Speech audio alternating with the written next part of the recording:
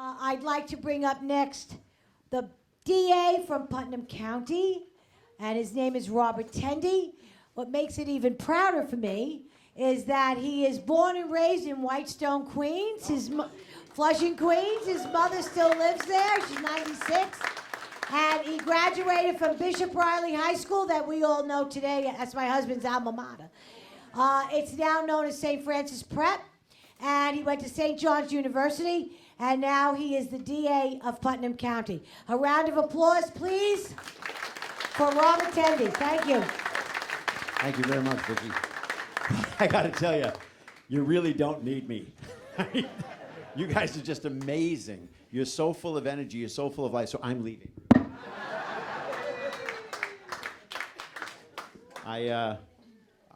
My mother was the organist and choir master at St. Mel's Church for many, many years. Yeah. Anna Tendy, for those of you who went there. She's 96. I just had dinner at her house, and as always, she stuffs me and gives me coffee and then throws me out. Nothing's changed. Anyway, I was really honored to be asked to speak here tonight. I didn't realize that this was such a vibrant, wonderful group of energetic people, really. I'm serious. I go to a lot of meetings. You guys are unusual, and if you don't recognize it, you should. You're really amazing. I've been speaking a lot about bail reform to senators, assemblymen, representatives from the governor's office. I've been talking about it till I'm blue in the face, and I've been asked to talk about it tonight, so I'm going to talk about it, but I'm going to talk about it in a very roundabout way. I'm going to talk to you about a theory of mine. And if you don't agree, fine. It's my fault. It's my theory, but I think it holds water. If you think it's far-fetched, I apologize. But I want to give you a little bit of the history of how this law, how I believe this law and other laws throughout this country have been passed.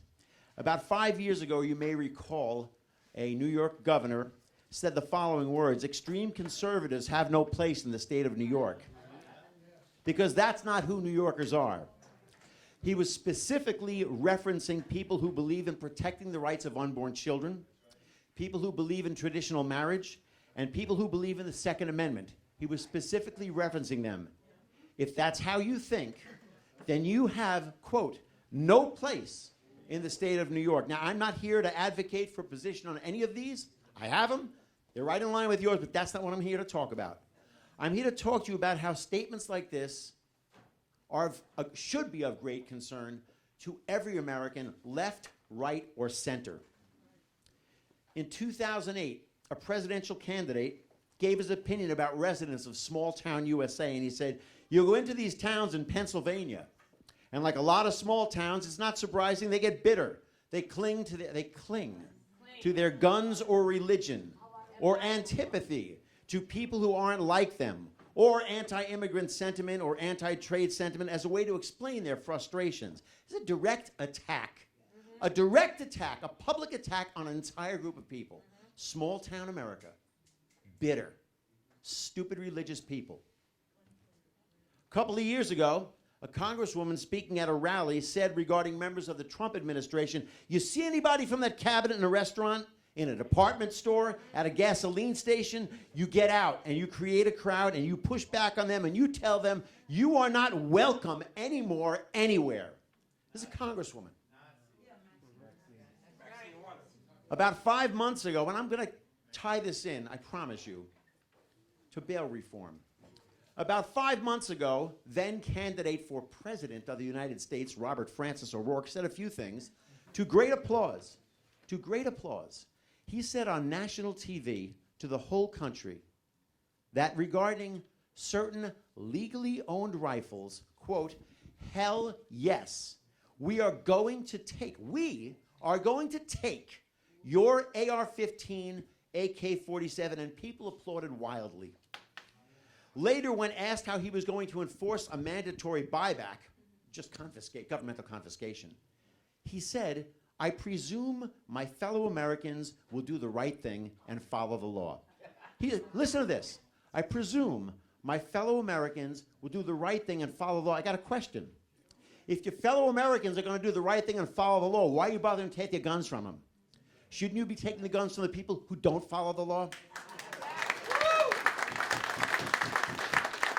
A little later, he was asked the following question to a national audience. A presidential candidate, he was asked this: do you think religious institutions like colleges, churches, charities should lose their tax-exempt status if they oppose same-sex marriage? And he responded, again to much applause, yes, there can be no reward, no benefit, no tax break for anyone, any institution, any organization in America that denies the full human rights and the full civil rights of every single one of us. So as president, we are going to make that a priority, and we are going to stop those who are infringing on the rights of our fellow Americans. Now, I'm not here to discuss same-sex marriage. I'm here to discuss what's happening in this country. And it ties into bail reform. What Mr. O'Rourke said is an attack on freedom of religion. It's an attack on freedom of speech. It's an attack on freedom of thought. All of these comments that I quoted to you are. You're bitter. You cling to religion. You're not welcome here if you don't think like us. We're going to take your guns. We're going to take away your tax-exempt status or any legislative benefit. We're going to take away from you if you don't tailor your religion to our beliefs.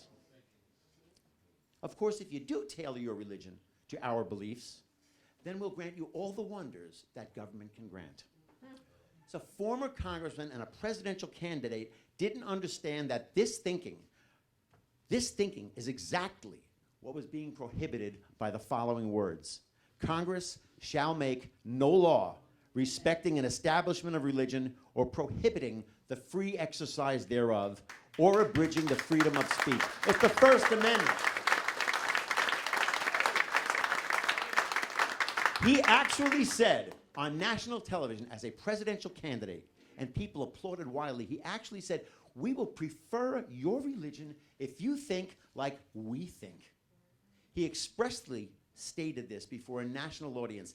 He expressly let everybody know that he's opposed to the First Amendment. He's just too ignorant to know that he said it. Of course, it's dressed up as a concern for human rights. That's how it's always dressed up. Hell yes, we're going to take your property and your rights be damned. That's how bail reform was presented, as a concern for the rights of the poor and minorities. There's a Second Amendment case currently being considered before the Supreme Court. It's called New York State Rifle and Pistol Association against the City of New York. I'm not here to discuss the merits of the case. I'm not even here to discuss the facts, but I want to let you know, in case you don't know, that 5 United States senators filed an amicus brief, which means a friend of the court. They filed a brief in support of New York City. That brief set out for one page a very vague legal argument, but it immediately dropped the legal pose and went on to say the following. It informed the Supreme Court that the Supreme Court is deciding cases on purely political and not legal reasoning hundreds of times. And get this, and that the average American citizen has lost confidence in the integrity of the court. Recent poll numbers, this is to the Supreme Court, recent poll numbers show that more and more Americans believe that the court should be restructured in order to reduce the influence of politics. Had any attorney filed this brief, he would have faced sanctions and he would have never been allowed to appear before the court again. The brief ominously ends, this is from United States senators. The brief ends as follows. The Supreme Court, this is a brief about a case. The Supreme Court is not well, and the people know it. Perhaps the court can heal itself before the public demands it be restructured in order to reduce the influence of politics. Translation, that's a nice Supreme Court you got there. Be a shame if something happened to it. Last week, Chuck Schumer said the following. Inside the walls of this court, this is from a United States senator, inside the walls of this court, the Supreme Court is hearing arguments for the first major abortion rights cases since Justice Kavanaugh, look it up on YouTube, since Justice Kavanaugh and Justice Gorsuch came to the bench. I want to tell you, Gorsuch, I want to tell you, Kavanaugh, you have released a whirlwind, and you will pay the price. You won't know what hit you if you go forward with these awful decisions. You better think like we think, or you're going to have a serious problem. This statement, as are all the statements in the amicus brief and the statements I said here tonight, are a direct attack on the independence of the most independent body in the United States government. They evince a contempt for citizens, a contempt for the presidency, a contempt for the Supreme Court, and a contempt for the rule of law as set forth in our Constitution. What's going on here? What's going on here? New York State passed bail reform. Since bail reform, there's been a 30% increase in gunfire, a 40% increase in gunshot victims in New York State. Auto thefts have gone up 70%, robberies have gone up 35%, major crimes in New York City went up 70% in 1 month. This has all happened since January 1st. How are these laws passed? Through the budgetary process, with absolutely no input from law enforcement. Why? Because we are not welcome there. We don't think like they do. They don't want to hear from us. If you think that's extreme, do you really think this was an oversight? Our criminal justice system was just completely overhauled, and not a single district attorney was asked to come to the table. No probation department, no women's advocacy centers, no child advocacy centers, because it went through the budgetary process. No one was consulted because they didn't want to hear what we had to say. This is a serious problem. This wasn't always a problem. 30 or 40 years ago, for those of you old enough to remember, unfortunately I am, 40 years ago, Tip O'Neill and Ronald Reagan couldn't get along. The Democrats passed his tax plans. They passed it.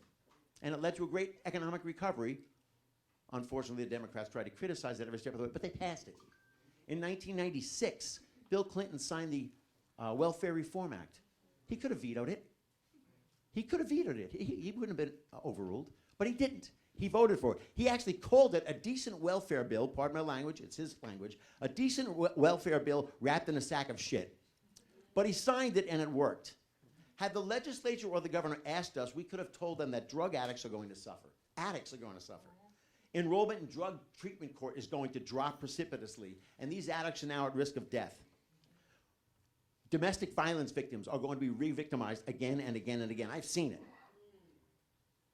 We could have told them that if there are aspects of our criminal justice system that are unfair to poor people and minorities, the solution is not to let criminals out on the street to re-victimize people every single day again and again and again. They left us out of the process because we don't think like them. What's the solution? There are a lot of solutions. Barbara, you had a great solution. Engage them. Talk to them. A respect for the opinions of others. Engage them in dialogue, debates, public meetings, sponsor events where both viewpoints are given. Show everyone that you believe that we have to set an example. We have to show them we believe everybody's opinion is important. We might not agree. Tip O'Neill said everybody's friends after 6 o'clock. Everybody's friends after 6 o'clock, which means we listen. We don't necessarily have to agree, but we don't treat you with contempt. We don't tell you you're clinging to your religion or your guns.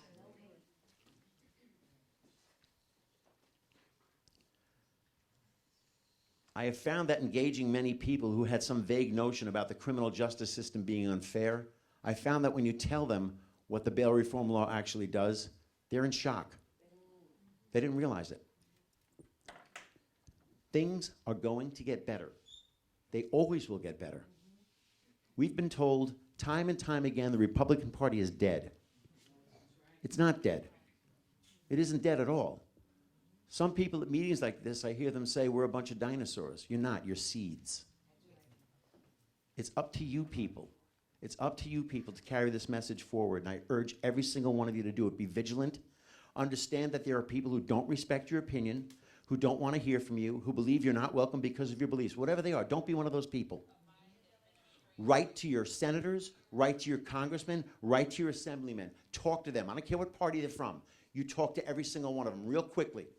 I was told about 6 or 7 months ago that my party upstate, the Republicans in Putnam, should boycott a debate sponsored by the League of Women Voters. I said, are you freaking crazy? You want to boycott it? You're being invited to speak to them. Why would you not give them your message? You go there, you engage. They come walking and everything we do. You go there and you engage them. Don't ever let your message be silenced. Never. I don't care who it is. Keep up the good fight. It's a good fight. It's a worthy fight. Thank you. Thank you.